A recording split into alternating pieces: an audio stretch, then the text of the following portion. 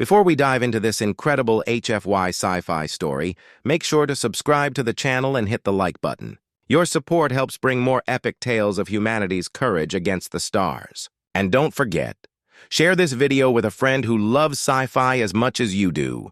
The first child vanished in Manaus, the second in Waj, the third in Abuja. No pattern was clear until listening satellites caught an anomalous short-fold echo, a click in the fabric of space, always 7 minutes after each disappearance. The news never reached the media. It traveled through cold cables into a bunker without a flag, where Commander Will Ming, in a graphite suit and eyes sharp as numbers turned into wars, heard 3 words. They took children. He nodded once. Around him, Vellum Squad packed briefcases, not rifles. This mission would not be bloody. It would be inevitable. On the screen appeared a map of pulses, a corridor of micro-portals leading to the circle of Fardal, capital of an interstellar consortium with a reputation for moral hygiene and shady markets. Kidnapping is a heavy word, someone said. Will didn't blink. Then let's make gravity heavy. Fardal had no sky, only a dome of liquefied silicon glowing like frozen sea. Civilian ships buzzed at mid-level, tailed by tax drones sniffing exhausts. Will Ming stepped down the ramp in his graphite suit, shoes silent, briefcase rumored to weigh more than a warship. Vellum Squad spread like consultants, one at customs, another at the Bioport Guild, 2 more in birth registries. No weapons, only credentials. In the council hall, 9 opalescent governors greeted him with polished smiles. "Welcome to our peace," said Primus Lethai. Will placed the briefcase on the table. He didn't open it. Peace is an asset. It rises or falls with the market. And today, the market is volatile. Behind the walls, translucent fibers pulsed. The city itself seemed to listen. "What do you accuse us of?" Lethai asked. Will's reply was calm. "I don't accuse. I show."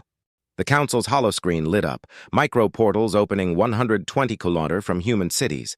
Small biological collection pods, faint thermal signatures, all charted straight to Fardal. Then, customs ledgers, entries of educational material logged by mass, not volume.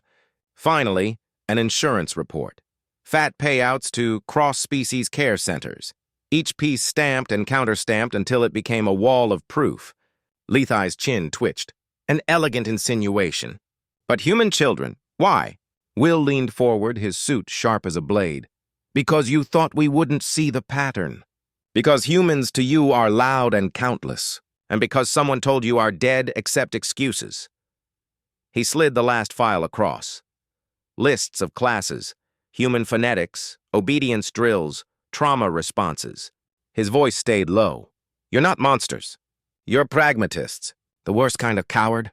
The briefcase finally opened. Inside were 3 documents. First, an intergalactic legal memo invoking the Custody Accord, Article 7, Earth Clause. Second, an audit order from the League of Routes, capable of freezing every trade lane touching the circle for 90 days. Third, a silent transmission, 14 dock syndicates invited to label Fardal a port of ethical risk. Lethai smiled bureaucratically. "Sanctions? That won't free anyone."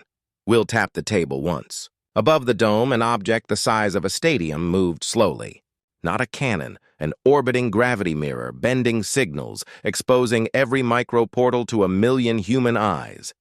"Transparency is a laser no one sees coming," Will said. "You have 2 hours to release the children. After that, the whole universe will see what you're hiding." The governors muttered in a language like heavy rain. "You wouldn't dare," said Councillor Vey. "Exposing Fardal would ruin half the galaxy's contracts." "Earth loves contracts." Will straightened his collar. "Earth loves children."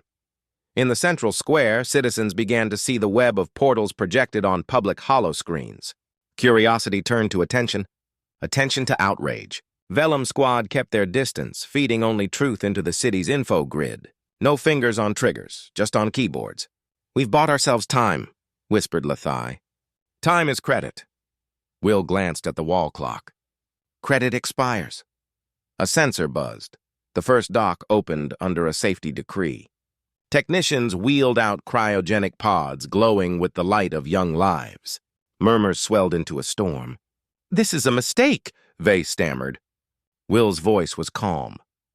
"Mistake is just what guilt calls itself before it learns to speak." As the first children were rushed to the central hospital, Vellum Squad activated the Web, a coalition of mothers, fathers, and guardians from 20 worlds Earth had once aided. Messages poured in like inverted rain, demands flooding Fardal. Hashtags in incompatible languages rhymed the same demand. Return them. "You're manufacturing opinion," accused Lethai. Will's smirk was razor-thin. "Manufacturing is lying with tools. We just opened the windows." Outside, merchants sealed shops, pilots canceled flights, a glass temple rang a fractured bell. A city proud of order tasted social entropy.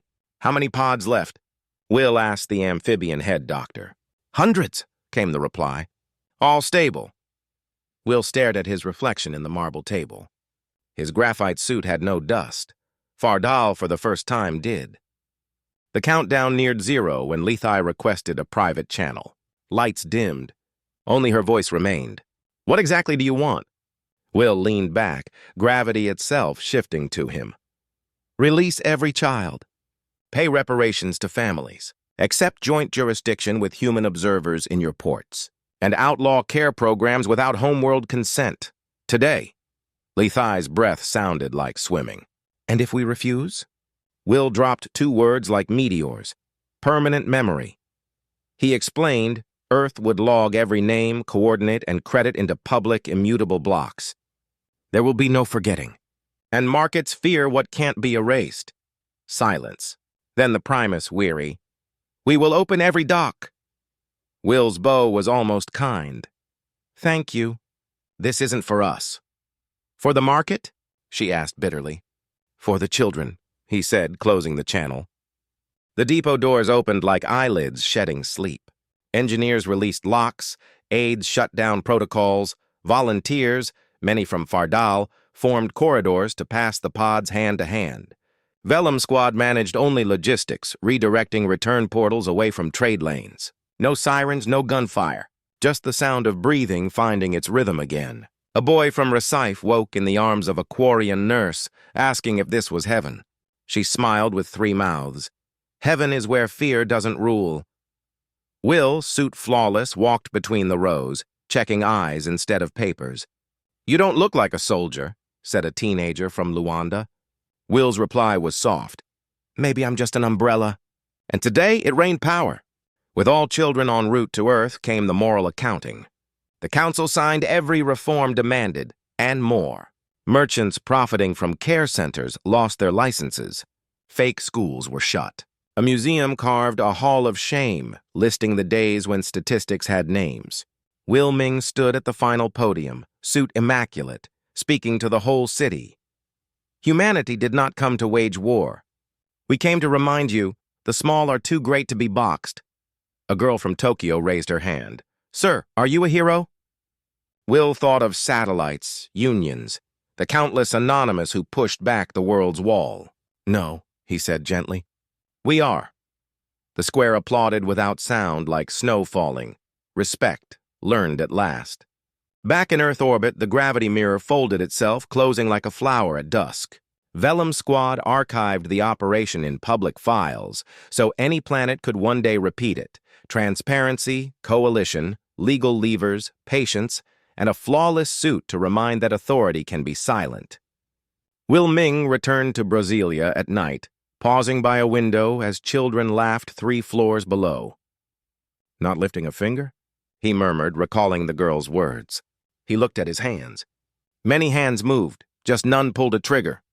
The next day, an anonymous package arrived from Fardal, a polished shard of the glass dome, etched with their language. "May our roofs reflect. Not conceal?" Will tucked it into his suit pocket and smiled.